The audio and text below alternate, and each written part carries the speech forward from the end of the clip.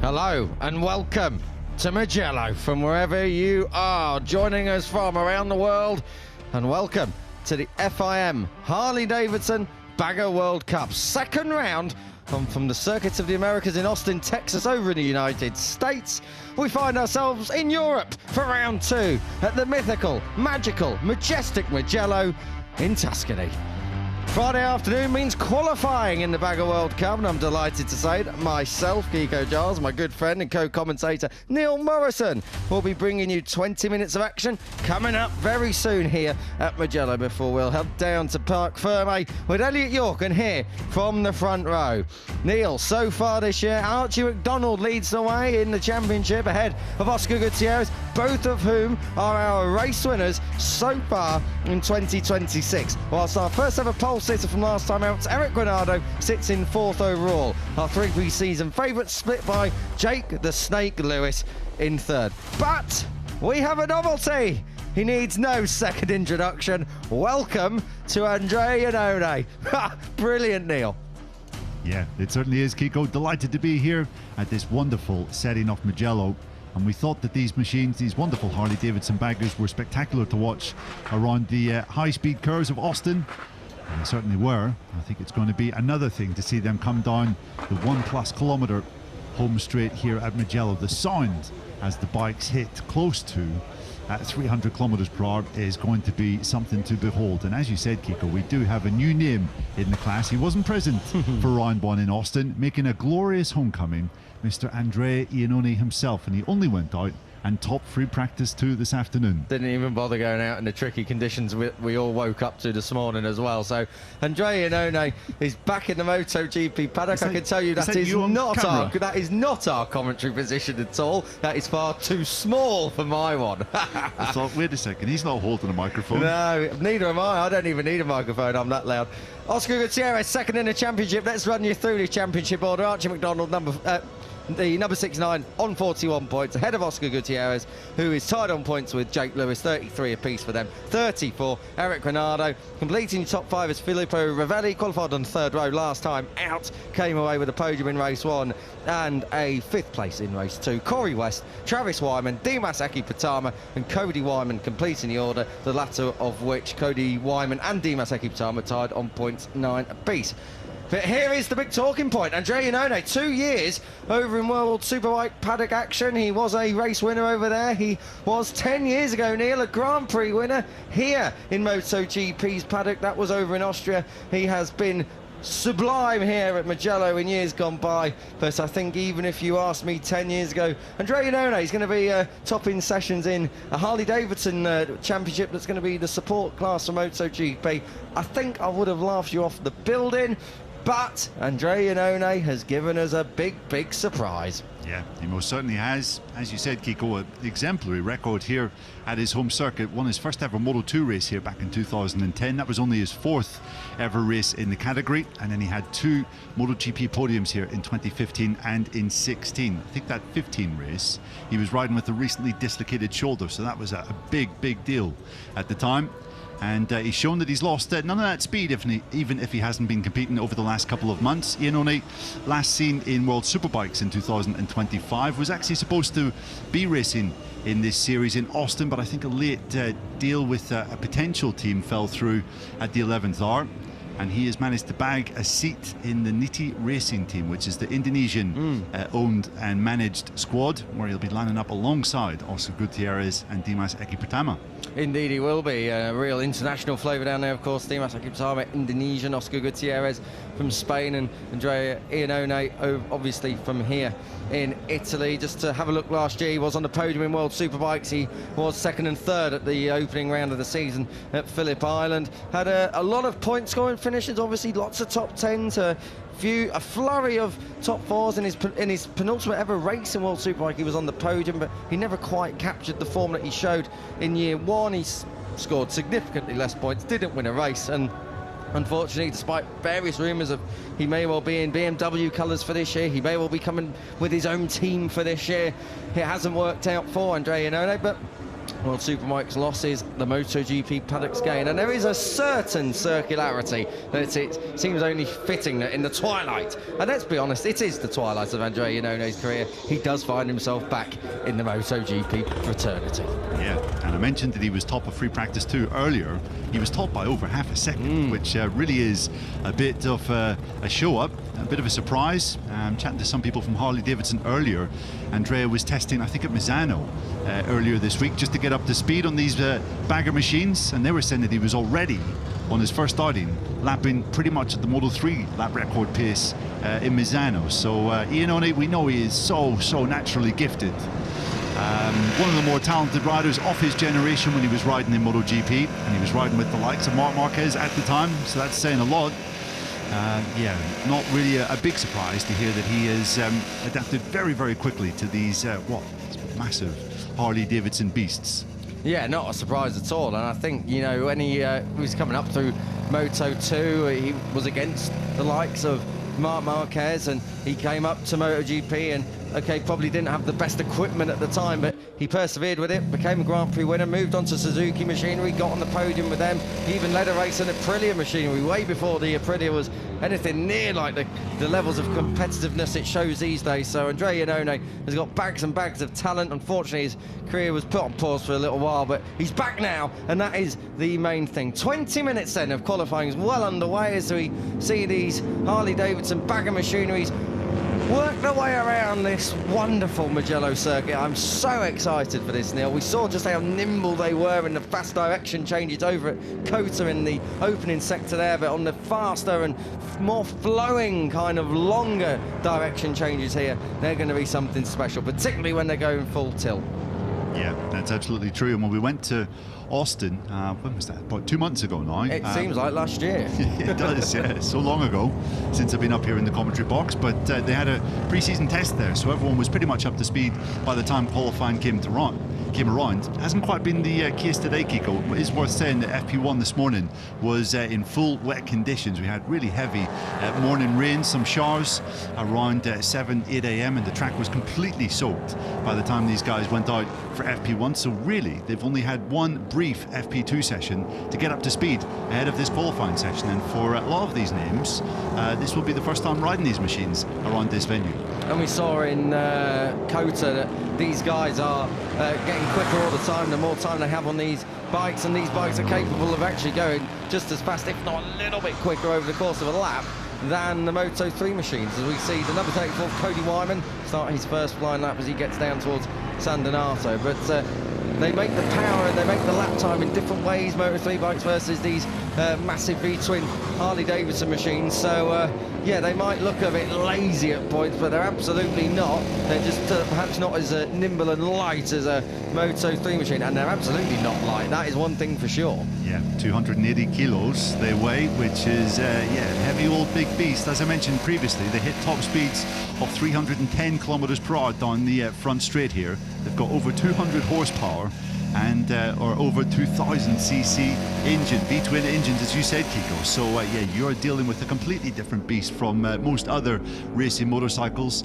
that these riders have encountered in their career. Yeah, absolutely. I mean, they are so different. I mean, it's taken us a little bit of time to get used to, but that's fine. We are getting used to it, and we're absolutely loving it. Cody Wyman just coming up over the top of the hill. Let's just talk about the riders, if we can, for a little moment, please, Neil, because the Harley-Davidson whole culture, I suppose, is very, very American, but for the likes of Cody Wyman, for the likes of Travis Wyman, Corey West, I think even Jake Lewis, and perhaps even going back all the way through the years, really Archie McDonald, haven't really been to Mugello.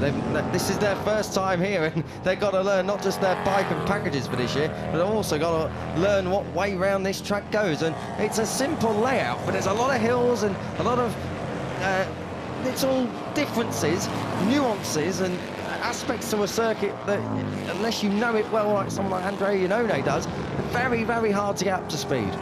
Yeah, absolutely. A lot of blind crests. You look at the Arrabbiata 2 corner where you're going in there completely blind. You really do have to have a good deal of circuit knowledge to be fast around there, and you can see, understandable, that a lot of these riders are deciding to use a bit of a reference up ahead. Oscar Gutierrez goes quickest on their first flying laps, although he is immediately displaced by Andrea Iannone by 0.7 of a second, but Eric Granado has set down an early marker here at 57.511. That is 1.6 seconds faster than Iannone in second. So Eric, pole position in Austin last time out, and keen to get anotde one under his belt. Likes Mugello as well. Two podium places in P3 here in Moto E. He was, of course, a winner here in 2023 in Moto E. So Eric Granado, along with various little trips here in Moto 2 and whatnot, he definitely knows his way around this Mugello circuit, and that's where we can have a look there. Granado, Iannone, Gutierrez, all those three do know which way around this track goes. Yeah, Granado and Gutierrez racing here in Moto E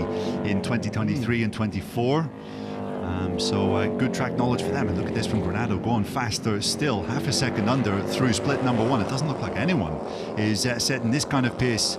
The Brazilian is way out on his own in this session so far, as he comes through Arabiata 1 and pitches into Arabiata 2. This was that blind entry that I was talking about. You really can't see where you're going when you're on the bike at this point. It is all blind, and then the track does duck down as you come into Scarperia at turn 10 and then Pelagio turn 11. It is a fabulous track. Every single corner on this 5.25 km layout is pretty memorable. Each one has its own name, which I think is a story in itself. And the Biondetti chicane here, taking it high speed too. You can see there, that is Filippo Ravelli, the number 27. We saw him on the podium the first ever race in this series as he backs it in, coming down into Bacini, the final turn. Ravelli showing some speed. He's a regular in the CIV Italian National Championship, so he's another rider that knows this track very well. Absolutely. He was best here of 7th last year, his season best of 7th in the CIV Superbike class of 2025. He also a winner here in the CIV Supersport 300 Championship. That was back in 2019. So Filippo Ravelli probably a little bit more at home than he was over in Kota. That is a 56.722 for Eric Granado, and I make that the fastest time of the weekend thus far. And I've got to say, not exactly surprised, given that these are probably the best conditions these guys have had all day. So you can be sure that probably the times are going to continue tumbling across the next 12.5 minutes or so, Neil. Yeah, and this is pretty much what we saw in Austin, isn't it? Granado, there's no question about his speed. I guess it will be interesting to see how he approaches the races tomorrow, because at the moment it doesn't really look as though anyone is able to live with the Brazilian, but in racing conditions that might be different somehow, as we see a replay of Eric coming down into San Donato, turn 1. Heavy on the brakes there, and you can see those twin shocks at the back of the bike there, the Olin's twin nitrogen charged shock absorbers just between the two baggers on either side. Eric, nice and smooth as he comes around San Donato just there. 280 kilos, trying to get that absolutely hauled up for San Donato. That's why they go to the gym and do a load of weight training probably across winter, rather them than us, that's for sure. We're just having a look at Andrea Iannone, second place at the moment in this session. Not really on a lap here worth shouting about. Archie McDonald is just up ahead of him, I think, on the circuit. So Archie McDonald, yes indeed, is flying very, very well at the moment, coming through the third sector, 7/10 off. That's not too bad though. If he can hold it, puts him second. Yeah.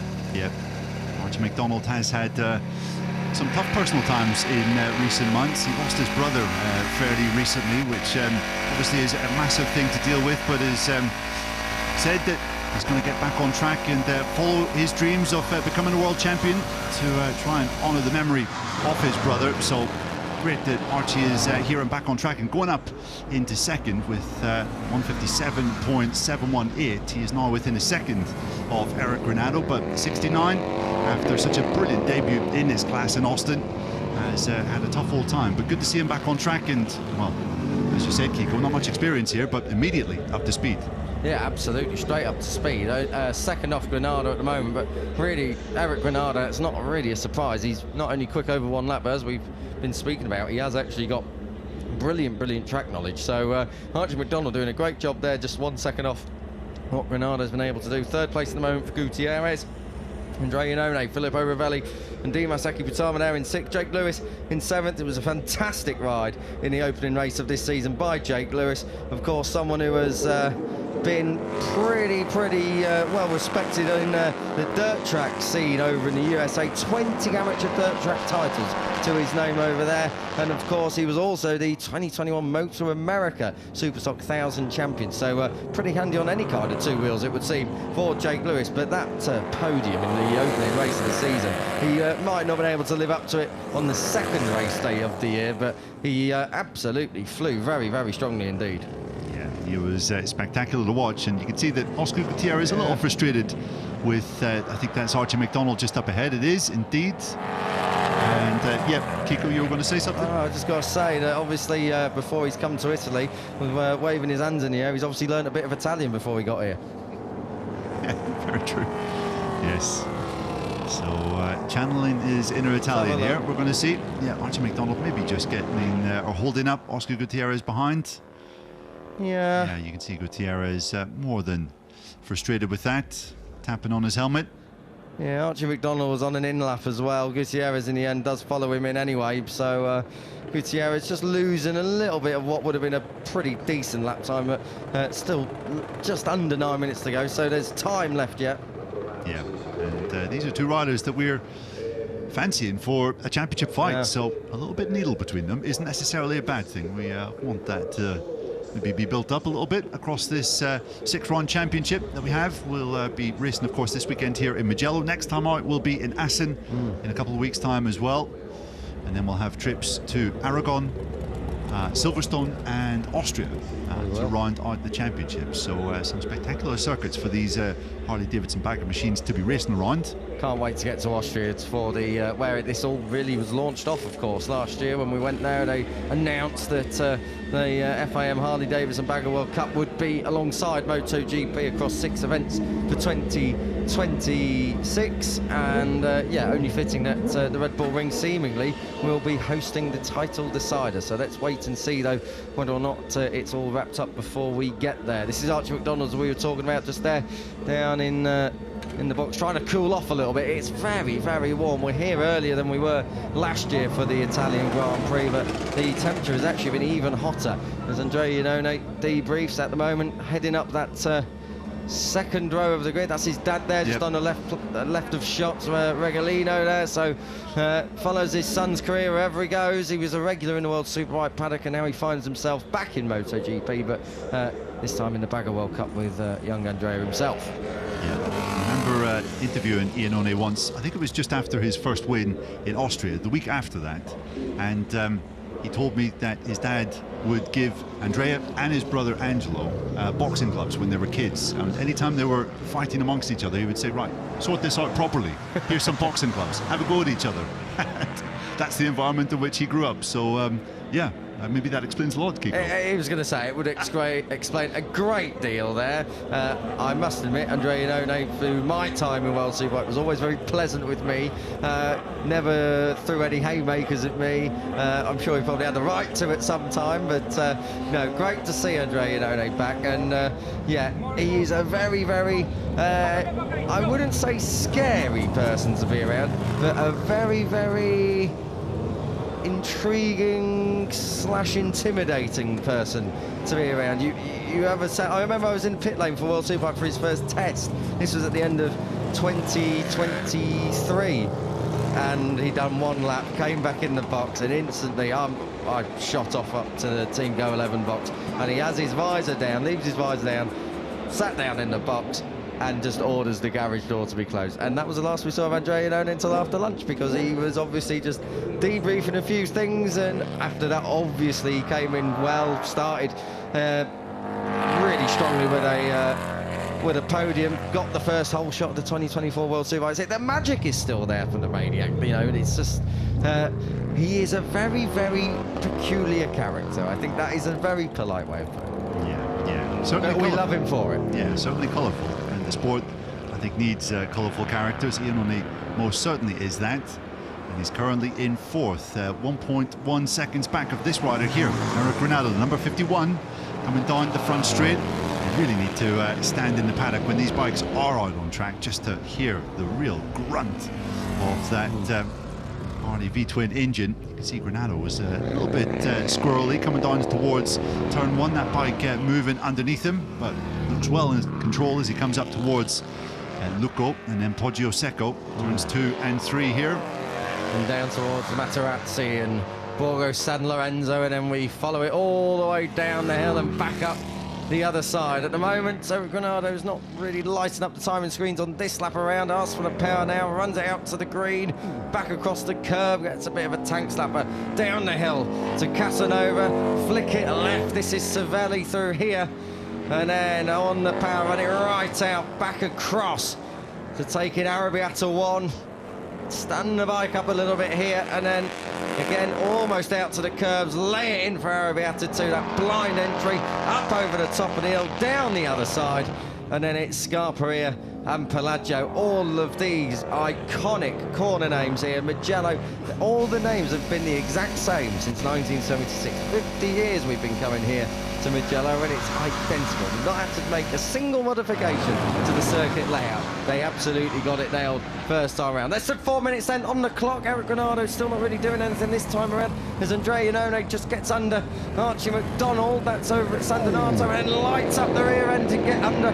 Couldn't quite see who that was. Looked like one of the Wyman, I think it was one of the Wyman brothers. That we'll have to pick up on that now. Eric Granado finds something in the third sector. I tell you what, he looked like he was losing the front end a little bit on the exit, on the entry, and he was losing the rear end a little bit on the exit, but keeps it all in line. Let's see if Eric Granado can just move those goalposts a little bit more and extend his advantage for over a second. Does he? No, just loses a little bit of time in that final sector.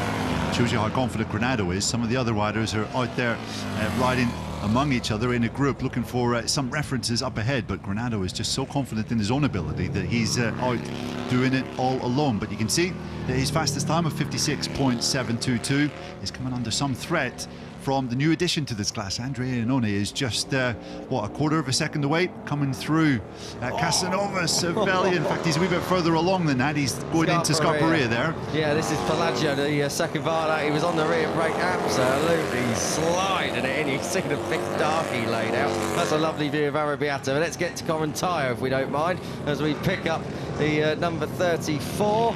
That is, of course, Cody Wyman coming through now. Correntino. This is Bionetti 1 and 2. Fast through here. I think Wyman's being followed by Jake Lewis, number 85. Yes, he is. Whoa! Look at that. Oscar Gutierrez asking for a handful of power on the exit of Biondetti 2. Let's see what he's got. I'll tell you what, Gutierrez only half a second off. It might not be good enough for P1, but this is going to put him up a position at least. Let's take Andrea Iannone across the line. He's going to get another lap after the one he's about to start now, but where does this one put him? Second. So the number 29 goes second. Does he hold on for it for a bit much longer? Yes, he does, because Oscar Gutierrez is not quite able to match Iannone, 58 thousandths of a second behind the number 29. But it's still Granado on that 56.722 who leads the way. Yeah, we now have three riders within a second of Eric Granado's provisional pole time. There's a good effort there from Oscar Gutierrez. It was interesting seeing Iannone, his rear shaking about as he was full flat chat coming down towards turn 1. Quite a bit of movement there with that rear Dunlop tyre. You can tell he's really wringing the bike's neck. And Granado, I think we've maybe seen the best of the Brazilians so far. Maybe he's used up the best of that Dunlop rubber underneath him. But you have to imagine at this stage that 56.7 will be enough for his second straight pole in this class. He starts his last flying lap now, so let's see what Eric Granado has got left in the locker, if anything. Oh, I tell you, look who's got something left in the locker, if anything. This is Archie McDonald. He's working his way through Arrabbiata 2. I think that's where it is. He's going to come up over the top of the hill. Yes, it is, because you can see the number 58 grandstand there in the back. This is down to Scarperia. I tell you what, this looks like a very, very good lap indeed from Archie McDonald through Pelagio. This is turn 11. Just drops away from you on the exit there, and then back up the hill and down the other side. Archie McDonald is on a very, very strong lap time here, and I tell you what, he might even sneak another one through if he gets across in time, or maybe not. It's a little bit tight, perhaps. Well, we'll have to wait and see. They're coming through Biondetti. Let's see what the third sector's done. Archie McDonald is absolutely riding it like he stole it out to the curbs through the third sector now. Lost a little bit of time, but he's getting quicker and quicker. He is going to get another lap, Neil. He's coming through Bacchini here, turn 15. Two apexes in early, out a bit wide, and bring it back across, blasting up the start and finish straight. Andrea Ioanno's in touch. We're following Archie McDonald, but Andrea Ioanno, this, if he can pull something out in the final sector, not this time, but does improve to go second. But that is short-lived, because Archie McDonald moves through into that P2, and he's just 3/10 off Eric Granado, who in turn has got a red crash helmet up in the second sector. The checkered flag is out. Rivelli and Travis Wyman are the first to take it. Yeah, brilliant stuff from McDonald going up into second. And I said that Granado, we may have seen the best from his Dunlop tyres. Well, he's proven me completely wrong. He still had something in reserve as he comes down into this long left-hander at Buccini. Accelerating out, you can see the rear snaking out underneath him as he gets his head down. He might be able to pick up a little bit of slipstream here from Dimas Eki just up ahead. Is it going to be back-to-back poles for Eric Granado? This lap may well just confirm it. Ooh, lost a little bit of time, but does move the goalpost ever so slightly. It's now 1:56.704 for the Brazilian, who is in provisional pole. Elsewhere on the track, I don't see anyone else. Well, Ioanno's on personal best, but that is about it. Gutierrez is in touch a little bit there as well. Archie McDonald, he's in touch, but he's grazed through the opening two sectors, and we know that Granado was pretty dynamite through sector 3. So let's see what they've got. Archie McDonald, we're following him. I think he's just behind Andrea Ioanno on track, so he comes up out of Pelagio, over the hill and into Correntino now. Let's see what Archie McDonald's got. He's in that third sector. Yep, he is indeed. Granado's been super strong in the fourth sector all qualifying long. You can see him snaking a little bit coming out of Correntino, and again as he flicks it in towards the Biandetti chicane, one of the fastest chicanes on the entire MotoGP calendar. For McDonald even to be amongst the likes of Granado, Ioanno and Gutierrez, who have bags of experience at this track, Kiko, I think is another example of the shining talent that this young Australian has. The number 69, well, he is big expectations and big aims of getting in to maybe the Moto2 World Championship sometime in the future. Let's see if he can improve in his lap time coming across the line. I don't think he can, but second place it looks as though it will be, unless Oscar Gutierrez jumps up, but he doesn't at the end. So Eric Granado has taken a second straight pole position in this Baggers World Championship. Back-to-back poles for the Brazilian. Eric Granado it is, who's going to start from pole position for tomorrow's race 1 and 2. Fantastic stuff indeed from the number 51. Archie McDonald, a fine effort in his first visit to Mugello, up there in second place. And Andrea Ioanno's debut in the Bagger World Cup sees him complete that front row. Fourth for Oscar Gutierrez, good job from the number 99. Fifth for Filippo Rivelli, that's a season best, following on from his ninth, and likewise can be said for Dimas Eki there in sixth. Jake Lewis, Cody Wyman, Travis Wyman and Corey West complete the order. Not a massive surprise to see the 4 American riders that are here at Mugello for the first time with these machines bringing up the order. We are, of course, now back on European soil, so it is more tracks that lend themselves to the likes of Eric Granado, Andrea Ioanno and Oscar Gutierrez, which, exactly as you say, Joe Rascal Racing's Archie McDonald can be very, very proud of slotting in the middle of that front row for tomorrow's races.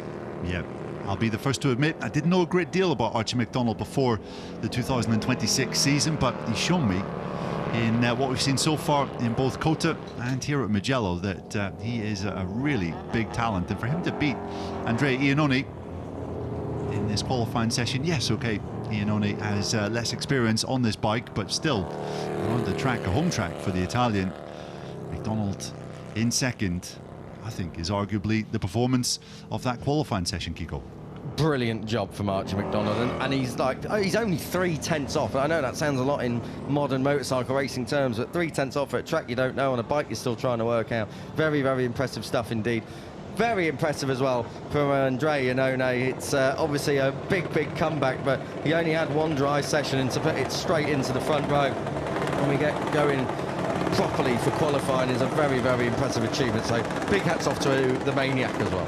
Yeah, great stuff from the Maniac, and what a front row that is, with Granado, McDonald and Ioanno. Each one of those names I think will be fancying their chances of getting on the podium, maybe of fighting for victory tomorrow. And then you've got Oscar Gutierrez from 4th in the grid, just behind.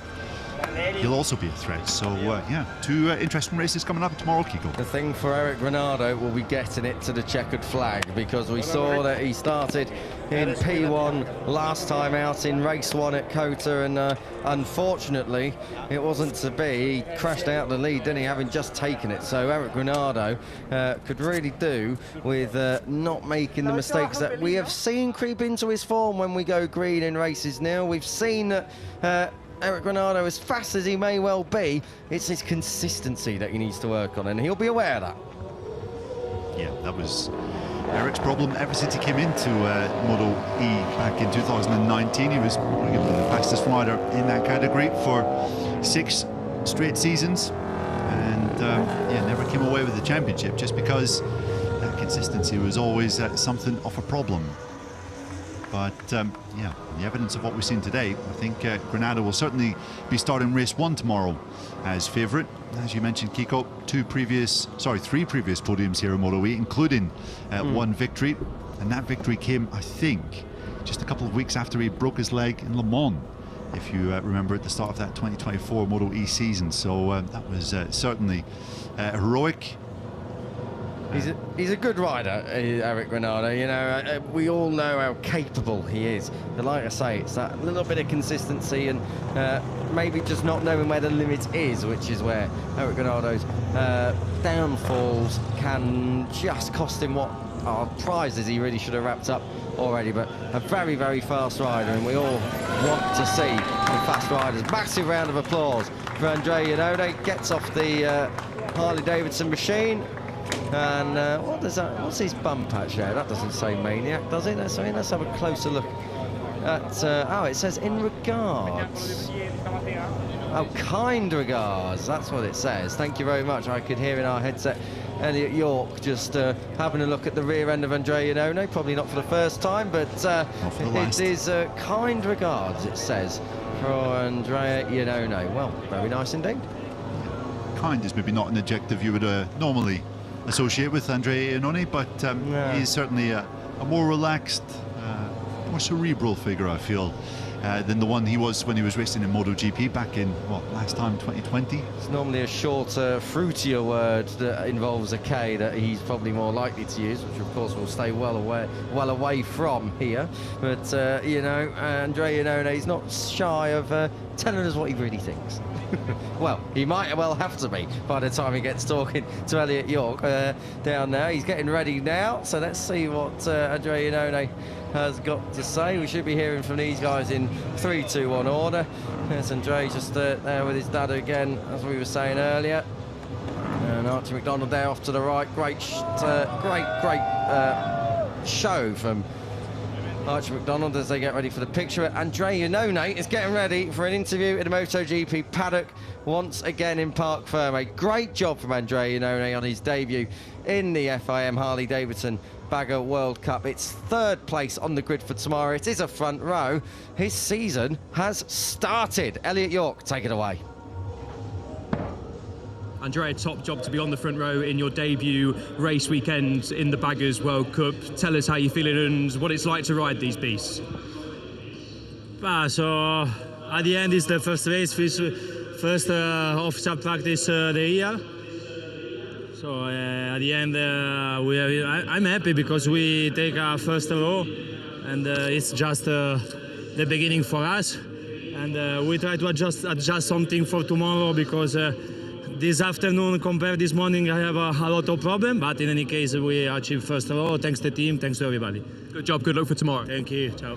Good job from the Maniac. Couldn't have put it better myself, really. I've got to say, good ride. And there's that little bit of weaving going on there, Neil, that you were talking about. That's probably what they'll have to dial out for tomorrow. Yeah, to be, within half a second more or less of pole position, despite suffering from a couple of issues on that Niti Racing Harley-Davidson. They can remedy some of those. I think the Maniac has every reason to be pretty confident for tomorrow. Maniac in P3, Mad Dog in P2. Archie McDonald, great job. Archie, top effort on your first visit to Mugello to put it on the front row with these experienced riders. Tell us how you were feeling in qualifying and, of course, for tomorrow as well. Today was difficult. I've never been here before, this amazing historical track, and it's such an honour to be on a track like this. But unfortunate, as I needed the experience, because you can see Andrea's been here a long time, that's for sure, longer than I've been born, and Eric as well, and Oscar. So to be battling with them or within their lap times is amazing, and the team is on their A game for sure. Yeah, it's an emotional weekend, I could say, after what's happened, but it is what it is, and I'm going to go into the race. Hopefully, yeah, we learn a lot from these guys that are experienced, and I just enjoy it while I'm here, because this is amazing. The fans are amazing. Yeah, so much love. Go well tomorrow. Thank you so much. Kind words there from Archie McDonald. Very emotional time, of course, for the number 69, but he left nothing out there on the track today, Neil. Second, and he'll be looking to go one better tomorrow in the races when it matters. Yeah, and you can see the emotions were just starting to get the better of him, understandably so. Has been through some really difficult personal moments over the last couple of weeks, has Archie, and it's a credit to him that he's come out here for the first time at Mugello and put it in the middle of the front row. He'll be looking to use that as a motivation for tomorrow, but needing no more motivation, it is Eric Granado, who is again your pole sitter for race days in the Baggers Cup. Eric, congratulations on back-to-back poles in the Bagger World Cup. You must be pretty pleased with that, and of course confident for tomorrow's 2 races as well. Yes, I'm very happy. We did a great job. We didn't have so much time on track, just one wet session, one dry session. Is difficult to find the setting and the balance for the bike, and also readapt again to this bike. It's been a long time since the last race, but the team is doing amazing. I'm so happy with the job.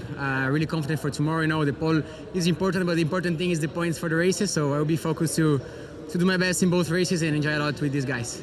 Thank you, good job tomorrow. As always, I need to say em português. Bom, muito feliz com o trabalho. A gente teve pouco tempo de pista, choveu no primeiro treino, depois pista seca. Então é difícil conseguir encontrar o acerto ideal e readaptar com a moto, Faz muito tempo que eu corro em Austin, mas a equipe fez um ótimo trabalho, estamos competitivos, confiantes para fazer 2 provas incríveis amanhã. É isso aí, torçam muito por mim, vamos para cima. Valeu. Good luck tomorrow, Eric. Thank you. Great job once again from Eric Granado. Gets it done in qualifying and over 1 lap, Neil, so far in 2026. He is unbeatable, 100% pole record. Yep, 2 from 2 for Eric Granado, and as he was saying, tomorrow it is all about taking points. He'll be aiming for a double podium for sure. It was amazing that even after crashing out of race 1 of this season, he still managed to come home in 6th. So Granado's still sitting pretty in the championship, but yeah, he'll be going into tomorrow's races as the favourite. Good job indeed from Eric Granado. 3/10 clear of Archie McDonald ahead of Andrea Iannone. Then it's Oscar Gutierrez who heads up that second row. 4 different nationalities inside the top 4. Filippo Rovelli 5th, Dimas Ekubutama for Indonesia in 6th. Then 4 Americans, Jake Lewis, Cody Wyman, Travis Wyman and Corey West. So let's see if the Americans can make a step coming up tomorrow. But race day is just 24 hours away. We'll be going green for both of them. Do join myself, Kiko Giles, Neil Morrison and Elliot York down in Parc Ferme for what promises to be a belter. See you on Sprint Saturday at Mugello.